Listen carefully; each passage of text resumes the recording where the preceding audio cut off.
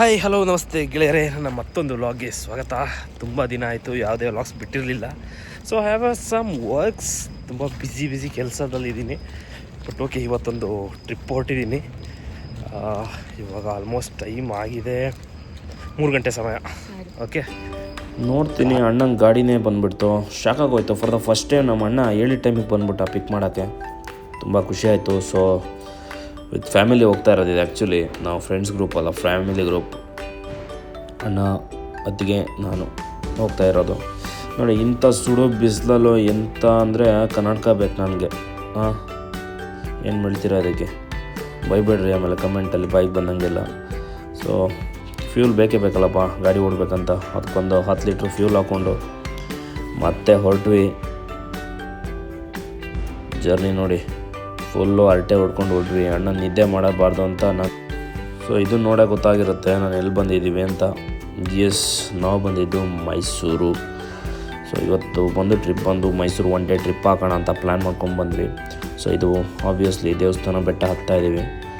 ನಾವು ತುಂಬ ಅರ್ಲಿ ಬೇಗ ಬಂದು ಬೇರೆ ಕಡೆ ಅಂದರೆ ಜಾಗಗಳನ್ನ ಕವರ್ ಮಾಡ್ಕೋಬೇಕು ಅನ್ನೋ ಪ್ಲ್ಯಾನಿಂದ ಬಂದಿದ್ದು. ಸೊ ನೋಡಿ, ಹೋಗೋ ದಾರಿ ಅಂತೂ ಫುಲ್ಲು ಪೀಸ್ ಆಗಿದೆ. ಯಾವುದೇ ರೀತಿ ವೆಹಿಕಲ್ಸ್ ಬರೋದಾಗಲಿ ಹೋಗೋದಾಗಲಿ ಯಾವುದೂ ಇಲ್ಲ.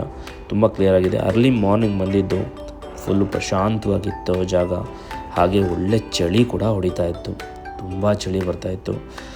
ನಾನು ಇದಕ್ಕೆ ನೋಡಿ, ಚಾಮುಂಡಿ ತಾಯಿಯವರು, ಇಶ್ is one of the favourite god ಅಂತ ಹೇಳ್ಬೋದು ತಾಯಿಗೆ. ಸೊ ಬೇಗ ಬಂದರೆ ನೋಡಿ, ಇಲ್ಲಿ ಬಂದು ನಿದ್ದೆ ಮಾಡೋ ಪರಿಸ್ಥಿತಿ ಬಂತು.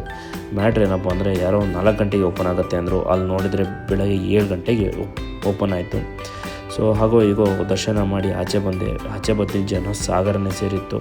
ಅದಾದ ನಂತರ ಒಂದು ನಂದಿ ಮಂಟಪ ಕೂಡ. ಸೊ ಏನು ಏಕಶಿಲಾ ಅಂತ ಏನೋ ಹೇಳಿದ್ರು, ಅಂದೇ ಒಂದೇ ಕಲ್ಲು ಕೆತ್ತಿರುವಂಥದ್ದು. ಹಾಗೆ ಚುರುಮುರಿ ತಿನ್ಕೊಂಡು ಅಲ್ಲಿಂದ ಹೊರಟಿದ್ದೆ ನಾವು ನಂಜನಗೂಡು. ಇದು ಬಂದು ನಂಜನಗೂಡು ನಂಜುಂಡ ಸ್ವಾಮಿ ಟೆಂಪಲ್ಲು. ಸೊ ಇಲ್ಲೂ ಅಷ್ಟೇ ಏನು ಅಂದರೆ ತುಂಬ ಜನ ಸೇರಿದ್ರು, ಸಂಡೇ ಆದ್ದರಿಂದ. ಹಾಗೆಯೇ ಅಲ್ಲಿ ಉತ್ಸವದಲ್ಲಿ ನನಗೆ ಗೊತ್ತಿಲ್ಲ ಏನಂತ. ನಾವಂತೂ ದೇವಸ್ಥಾನದ ಒಳಗಡೆ ಹೊರಟೆ. ಹಾಗೆ ಒಳ್ಳೇದಾಗಲಿ ಅಂತ ಉರುಳಿ ಸೇವೆ ಮಾಡೋರು ನೋಡಿ ಶಾಕ್ ಆಗೋಯ್ತು. ಏನಪ್ಪ ಅಂದರೆ ಬಿಸಿಲು ಅಷ್ಟಿದ್ರೂ ಜನ ಈ ಥರ ಉರುಳಿ ಸೇವೆ ಮಾಡ್ಕೊಂಡು ಹೋಗೋದು. ಸೊ ನಾನಂತೂ ಫುಲ್ ಎಕ್ಸೈಟಾಗಿ ದೇವಸ್ಥಾನದ ಒಳಗೆ ಹೋದೆ. ಸೊ ದೇವಸ್ಥಾನದೊಳಗೆ ಎಲ್ಲನೂ ಶೂಟ್ ಮಾಡಬಾರ್ದು, ಆ್ಯಕ್ಚುಲಾಗಿ ನಮ್ಮದು ತಪ್ಪಿದೆ. ನಮ್ಮಮ್ಮ ಯಾವಾಗಲೂ ಬೈತಾ ಇರೋರು ದೇವಸ್ಥಾನಕ್ಕೆ ಹೋಗಲ್ಲ ಅದು ಇದು ಅಂತ. ಬಟ್ ನಾನು ಯಾವತ್ತೂ ಅನ್ಪ್ಲಾನ್ ಆಗೇ ಹೋಗೋದು ಜಾಸ್ತಿ ದೇವಸ್ಥಾನಕ್ಕೆಲ್ಲ. ನೋಡಿ, ಅಲ್ಲಿ ಕೆತ್ತಿರುವಂಥ ಹಳೆ ಕಾಲದಲ್ಲಿ ಪ್ರತಿಯೊಂದು ಕಲ್ಲುಗಳು ಕೂಡ ಆವಾಗಿನ ಕಾಲದವರ ಶ್ರಮ ಮತ್ತು ಅವರ ಟೆಕ್ನಾಲಜಿ ಆಗಿನ ಕಾಲದ್ರ ಬಗ್ಗೆ ಹೇಳ್ತಾಯಿತ್ತು. ಅದೆಲ್ಲ ಮುಗಿಸ್ಕೊಂಡು ಒಂದು ಉಡುಪಿ ಕಿಚನಲ್ಲಿ ಹೋಗಿ ಊಟ ಮಾಡಿ ಸ್ವಲ್ಪ ಫನ್ ಇರಲಿ ಅಂತ ಒಂದು ವಿಡಿಯೋ ಕೂಡ ಆಯಿತು ಕ್ರೇಜಿಯಾಗಿ. ಸೊ ಇದನ್ನು ಮುಗಿಸ್ಕೊಂಡು ಸೀದಾ ಹೋಗಿದ್ದೆ ನಾವು ಹಿಮದ ಗೋಪಾಲ ಸ್ವಾಮಿ ಬೆಟ್ಟ. ನಿಮ್ಗೆ ಗೊತ್ತಿರೋಂಗೆ ಅಲ್ಲಿಗೆ ಓನ್ ವೆಹಿಕಲ್ ಬಿಡಲ್ಲ, ಬಸ್ಸಲ್ಲೇ ಹೋಗಬೇಕು. ಸೊ ಈ ಬನ್ನೇರುಘಟ್ಟ ರಿಸರ್ವ್ ಫಾರೆಸ್ಟ್ ನೋಡ್ಕೊಂಡು ಬೆಟ್ಟನ ನಿಧಾನಕ್ಕೆ ಹತ್ಕೊತಾ ಹೋಗ್ತು ಬಸ್ಸು. ಅದು ಬಿಟ್ಟು ತುಂಬ ಕೂಲಾಗಿರುತ್ತೆ ಪ್ಲೇಸ್. ಇಷ್ಟೇ ಅಂದರೆ ಕೆಳಗೆ ತುಂಬ ಬಿಸಿಲಿದ್ರೂ ನಾನು ಅಣ್ಣ ಇಳಿದ್ವಿ. ಫಸ್ಟು ಇಳಿದು ಎಂಟ್ರ್ ಆಗ್ತಿದ್ದೇನೆ. ಆ ಪ್ಲೇಸ್ ಅಂತೂ ತುಂಬ ಕೂಲಾಗಿತ್ತು. ಬನ್ನಿ ದೇವಸ್ಥಾನ ಒಳಗೆ ತೋರಿಸ್ತೀನಿ. ಅಂದರೆ ಆಲ್ಮೋಸ್ಟ್ ಎಲ್ಲ ನೋಡಿರ್ತೀರ. ಯಾರ್ಯಾರು ನೋಡಿಲ್ಲ, ನನ್ನ ಚಾನಲ್ ಮೂಲಕ ನಿಮಗೊಂದು ಅರ್ಪಣೆ ಅಂತ ಹೇಳ್ಬೋದು ಅಷ್ಟೇ, ವಿಡಿಯೋ ಅರ್ಪಣೆ ಅಂತ. ಹಿಮವದ ಗೋಪಾಲ ಸ್ವಾಮಿ ದೇವಸ್ಥಾನ. ಅಲ್ಲಿ ಒಳಗಿರೋಂಥ ಮೂರ್ತಿ ಕೂಡ ಶ್ರೀಕೃಷ್ಣನ ಮೂರ್ತಿ.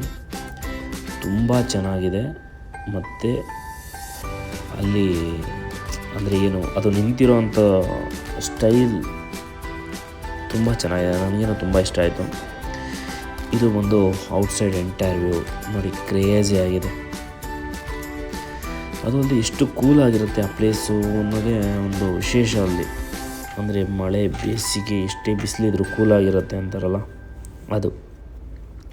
ಸೊ ಈ ಪ್ಲೇಸ್ ನಾವು ಕಂಪ್ಲೀಟಾಗಿ ಕವರ್ ಮಾಡಿಕೊಂಡು ಸೀದಾ ಹೋಗಿದ್ದೆ ಮೈಸೂರಿನ ಹನುಮಂತು ಪಲಾವ್ ಅನ್ನೋ ಹೋಟೆಲ್ಗೆ.